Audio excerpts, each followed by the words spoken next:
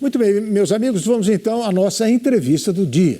Dados do Observatório de Saúde Cardiovascular do Instituto Nacional de Cardiologia do Ministério da Saúde apontam que há um aumento de até 12% de internações por infarto no inverno em pessoas que apresentam fatores de risco. Nós vamos, em vista disso, falar agora sobre a saúde de nosso coração, com o médico cardiologista Tiago Líbano, que gentilmente nos dá o prazer da visita. Boa noite, doutor, seja bem-vindo. Boa noite a todos. Seja muito bem-vindo. Um prazer enorme estar aqui com vocês. Muito obrigado. Para falar sobre coração, né? Coração é minha paixão. Vamos lá. E eu, antes da gente entrar nessa questão aí do inverno, que aumenta os riscos das doenças coronarianas, eu até preparei uma pergunta aqui, iniciando com a constatação de que a cardiologia de hoje, o senhor vai confirmar ou não, a cardiologia de hoje não é a mesma de 5, 10 até 20 anos atrás. A ciência do combate ao coração se modifica constantemente, né, dada o desenvolvimento dessa ciência. Mas, está aqui a pergunta, as doenças do coração são as que mais matam no mundo todo. Foi sempre assim? Ou existe uma perspectiva de que isso mude, doutor? Basicamente, nós temos hoje 30% da mortalidade do mundo, 31% no mundo, 30% no Brasil, é por causa do coração, realmente. A doença crônica mais prevalente que nós temos é a hipertensão arterial, que é a principal causadora dos nossos problemas cardiovasculares, e a maior causa de morte no mundo é o infarto. Então, o número de pacientes que nós atendemos é uma coisa absurda, né? Consequentemente, os estudos realizados em cima dessas patologias são maiores. O investimento tecnológico também é maior. A gente vê que de um ano para o outro o tratamento ele muda absurdamente, né? Coisas que nós tínhamos há 10, 15 anos atrás, hoje nós não praticamos mais. Hoje é cada vez mais raro precisar de uma cirurgia de peito aberto, cardíaca. Hoje nós fazemos a maior parte dos tratamentos de uma forma não invasiva, né? Até válvulas cardíacas mesmo a gente já consegue hoje trocar por via percutânea.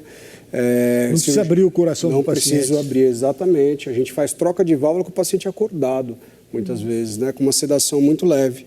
Isso é um ponto que eu acho que vale muito a pena a gente falar, que é o curativo, né, onde a gente chega ali nos efeitos todos desses anos de desenvolvimento de doença. Agora, o que eu gostaria de bater realmente é na tecla da prevenção, né? Isso acontece, na maior parte das vezes, por causa de doenças simples, né, como a pressão alta, como o diabetes, como o colesterol alto, que são super maltratados. E aí, no final da evolução dessa doença, chega no infarto, na insuficiência cardíaca, precisando de tratamentos muito complexos. O ser humano é assim, né? Ele tende a, normalmente, tratar mais as consequências do que as causas.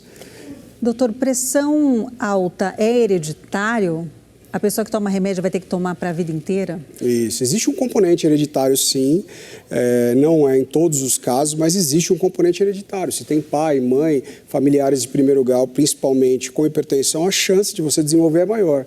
E na maior parte dos casos, quando nós ficamos hipertensos, tende a ser para a vida toda esse controle. A não ser que haja uma mudança muito grande de estilo de vida, mas tende a ser para a vida toda, sim. Diante dessa sua resposta, eu imagino que combater a pressão alta é diminuir o risco de... Agora, é fácil combater a pressão alta? Para vocês terem uma ideia, estatisticamente, de todas as pessoas no Brasil que têm o diagnóstico da pressão alta e fazem tratamento, 50% somente estão tratadas. Ou seja, a pessoa tem o diagnóstico, toma um remédio e continua hipertensa. Isso também acontece com diabetes, isso também acontece com colesterol alto. Então, é um tratamento simples, mas a aderência das pessoas ela é um pouco difícil, né? Então, eu acho que precisa existir algo também cultural, de ensino mesmo, de entendimento das pessoas, que elas precisam continuar o tratamento de doença crônica. É comum no consultório do cardiologista a pessoa fala assim, quando que eu vou poder parar o remédio? Doutor, você vai tirar um remédio hoje? Ela não entende que aquele remédio é que mantém realmente a expectativa de vida dela um pouco mais alta. Né? E aí a gente, como ela sai do consultório, vai voltar daqui 6 meses, nesses 6 meses pode ser que ela não tome a medicação, que mude muita coisa. Né? Então precisa ter uma consciência da população muito grande, mas vivemos no Brasil, que também é um país socioeconomicamente um pouco mais atrasado, que tem pessoas que, normalmente é uma população mais idosa, principalmente, que a gente trata, que não tem uma questão cognitiva muito clara, e aí ele não consegue aderir muito bem, para de tomar os remédios, não consegue comprar, tem dificuldade de ir até o local buscar, não toma e não certo. tem o diagnóstico, né? O indivíduo E muitas vezes não tem o diagnóstico, com certeza. Doutor, quais são os principais sintomas do infarto e em quanto tempo a pessoa deveria ser atendida para não ter sequela e até óbito? Tá. No coração a gente costuma falar que assim, tempo é músculo, então no momento que começou a sentir os sintomas, a gente tem que agir rapidamente, né? Cerca de 50% dos infartos morrem antes de chegar no hospital. Então precisa ser muito rápido, né? O atendimento tem que ser rápido porque o coração ele começa a sofrer por falta de oxigênio no músculo e ele pode abrir quadros de arritmia, e ele pode abrir um quadro de insuficiência cardíaca aguda e a pessoa realmente pode vir a falecer. Os sintomas que você perguntou normalmente são dor no peito, é o principal sintoma, né? Tanto que hoje praticamente todos os hospitais existe um protocolo de dor torácica. Se chegar com dor do peito no hospital, no pronto-socorro, vai se passar na frente, ser atendido super rápido. Mas a dor no peito é o mais clássico, mas normalmente mulheres, população mais idosa, diabéticos, podem também ter sintomas de infarto de uma forma um pouquinho diferente, que a gente chama de equivalente anginoso. Pode ser falta de ar, pode ser dor no estômago, náusea, tontura, desmaio, somente formigamento ou dor no membro. Então é uma patologia meio complexa, sabe? Sentiu que não está bem, que está sentindo algum sintoma que não é costumeiro, né? É melhor passar no pronto-socorro, passar por uma avaliação, principalmente se tiver fatores de risco, se já for hipertenso ou principalmente diabético, se tiver história já de tabagismo, de fumar, se tiver história familiar, né, de doença cardíaca, que costuma ter um componente genético também. E essa história de azia, pode ser uma digestão, mas pode ser um problema coronariano também. Pode, né? Porque a inervação do tórax, abdômen, ela costuma ser a mesma. Então é muito comum a pessoa chegar num pronto-socorro com um enjoo no estômago, chegar vomitando, ser tratado como uma questão abdominal ou até alimentar e ser um infarto. É por isso que esses sintomas sempre no pronto-socorro a gente vai realizar de cara um eletrocardiograma, já para descartar um infarto mais grave, e aí seguir a investigação.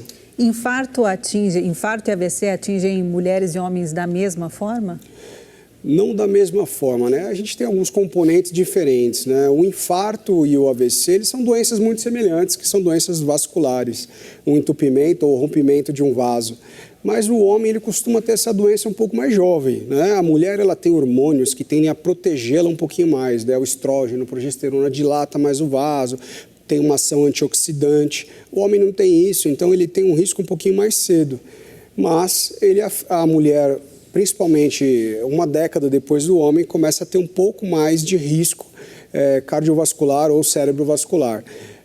Normalmente, por a mulher não ter sintomas tão característicos como o homem, muitas vezes ela passa, sabe? Pelo fato de ter só uma falta de ar, uma náusea, não acha que é um infarto, e aí, de repente, era cardiológico realmente, ela acaba... Esse aqui é um mal súbito. Exatamente. Então, a mulher tem que ter um cuidado um pouquinho maior com isso, por uma questão de inervação mesmo. Ela apresenta sintomas diferentes.